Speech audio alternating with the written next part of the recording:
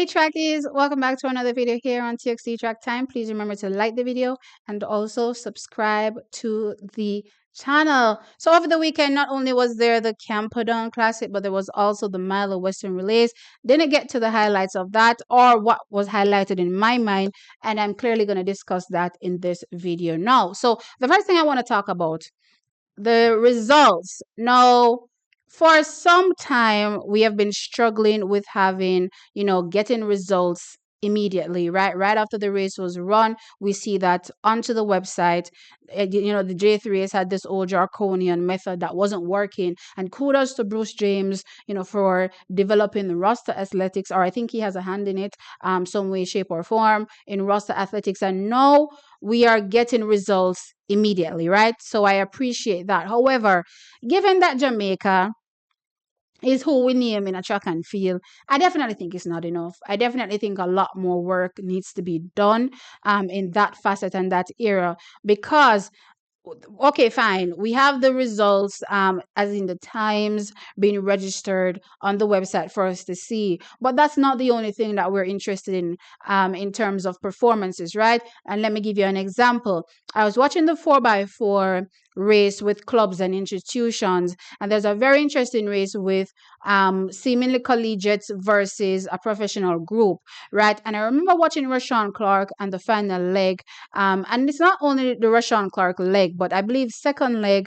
and fourth leg for Spring Tech. I was very interested and intrigued in those two athletes. No, I don't even know who they are, right? That was running. So that was my first thing. Didn't know who was running. And the second thing is I didn't get the splits as well, because again, I was looking at a few of these collegiates, and if you're able to keep up with like a Rashawn Clark, one of our best, quarter milers right now running, I'm like, okay, is this another breakout athlete that we're looking at coming out of Spring Tech? Or I've been talking about Spring Tech and, the season that they've been having so far. I was like, okay, this is interesting. So I quickly, run over to the website and I'm like, okay, let's, get these results populated so that I can see who was running which leg, and no such thing happened, much less to see splits of the race, right? I couldn't see any of that. So I couldn't even have a good thought to say, okay, is it that because of the time of the year, because y'all know collegiates have an earlier season than professional athletes?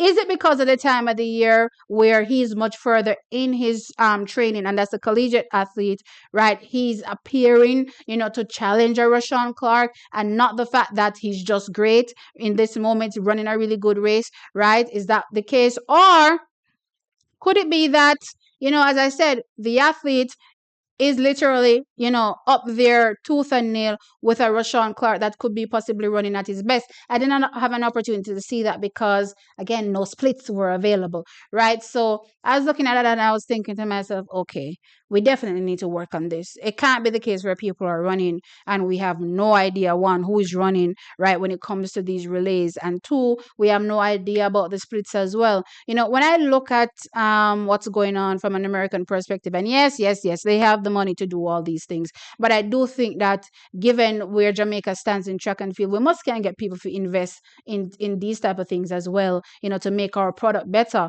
There's no way we can't be delivering a better product to the world, because not only are the Jamaicans watching, but there are people internationally as well that are keeping an eye on what's going on from a Jamaican perspective.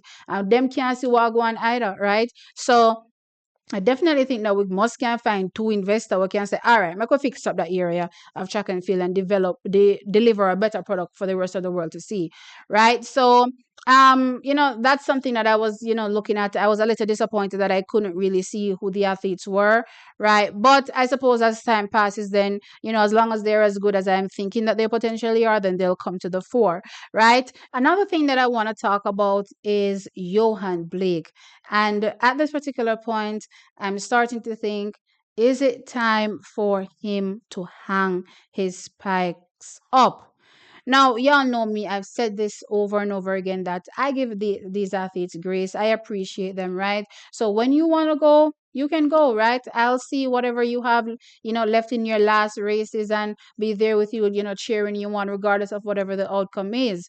But also, you have to, look at, how these athletes will be remembered and what you want people to remember.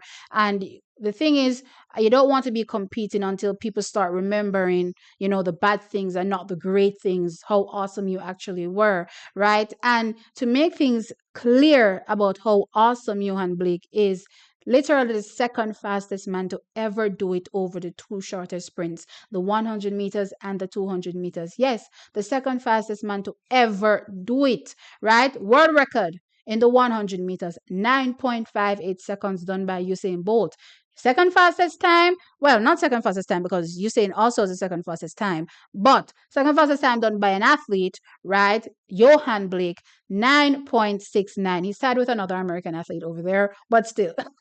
Second fastest time done by an athlete, 9.69. Our performance done by an athlete, 9.69. And then when we jump over to the 200 meters, it's even more impressive because Usain Bolt's world record is 19.19 seconds. And literally, he came within a smidget of breaking that.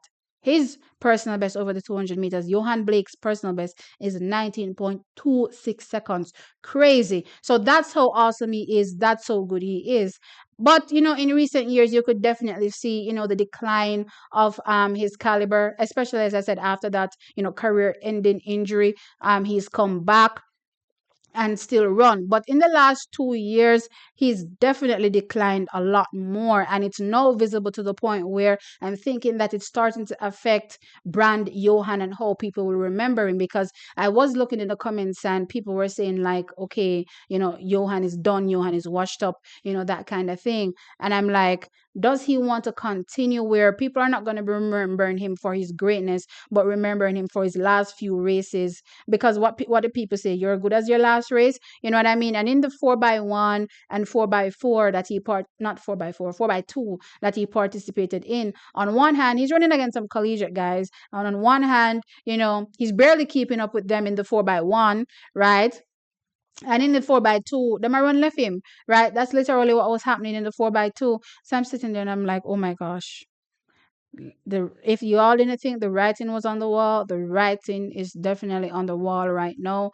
And I'm just wondering how much longer is Johan, going to keep running and allowing his legacy to be watered down somewhat to a certain degree. I don't know if you guys agree with me. Do you think your legacy can be watered down if you are towards the end of your career and you keep putting in less than impressive performances, right? I do think it will water it down somewhat, right? And again, especially how the fans view you, the appreciation that they have for you, how they celebrate you. Because I remember he broke down last year where he was, speaking about his emotions and the celebration that he got when he was on top and the celebration that he's getting now that he's, not on top, right? So as time passes, this is literally going to get worse because people are looking at what you're doing right now. So I don't know, it to me it seems as though Johan needs to say, all right, at some particular point, maybe this year,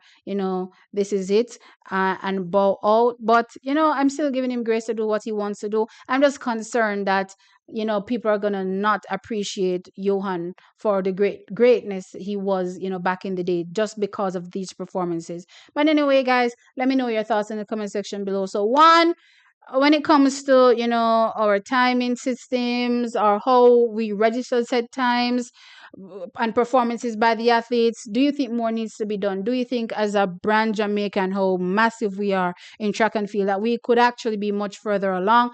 Kudos, as I said, to Bruce James because he has recognized it for years. I remember listening to him on TVJ numerous times talking that this is not enough, this is not good enough, and he took I guess the bull by the horn and decided to do it himself. But I definitely think more needs to be done in that aspect. And also Johan Blake, what do you think about his recent performances and the legacy that he's leaving behind? Do you think it's affecting his legacy?